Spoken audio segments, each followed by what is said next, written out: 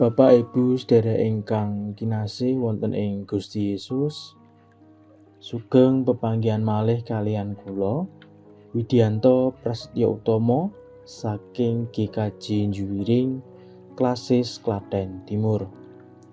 Ing dinten menika Rebo 11 Februari 2026 kepareng kawula maosaken renungan Sabda Winedar ingkang pinaringan jejer ningali pepadang kanthi adhedhasar saking Injil Yohanes 8 ayatipun 12 ingkang mekaten suraosipun.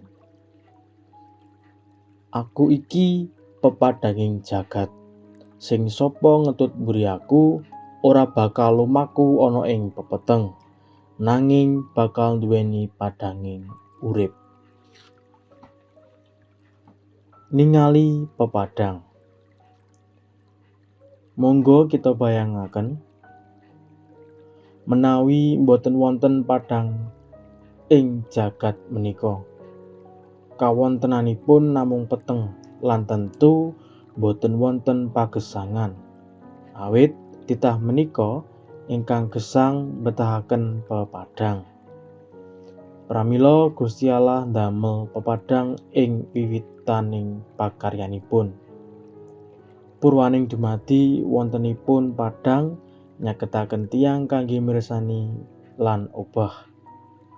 Gusti Yesus nelakaken bilih panjenenganipun menika saestu pepadanging jagat. Gusti Yesus ugi paring prasetyo, sok sintena ingkang nderek panjenenganipun boten badhe dipun kuwaosi dening pepeteng, awit Gusti badhe maringi padanging gesang. Gusti Yesus sampun nindakaken kathah pakaryan ing satengahing jagat menika.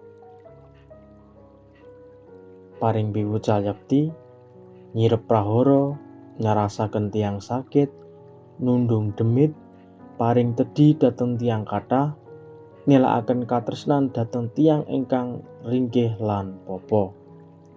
Bab menika ndadosaken kathah tiyang sami pitaken bab sinten panjenenganipun punika ngantos saged nindakaken bab-bab kados makaten.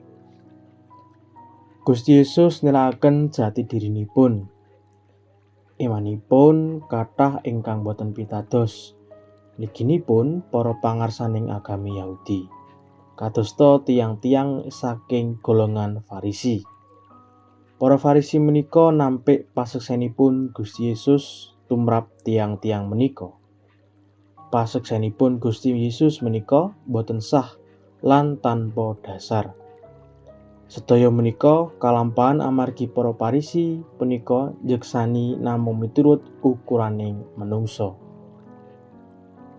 Pancen saben tiyang ingkang namung ginakaken nalar budi lan nampi paseksenipun Gusti kanthi ukuraning manungsa, tentu angel anggenipun badhe pitados dumateng Sang Kristus.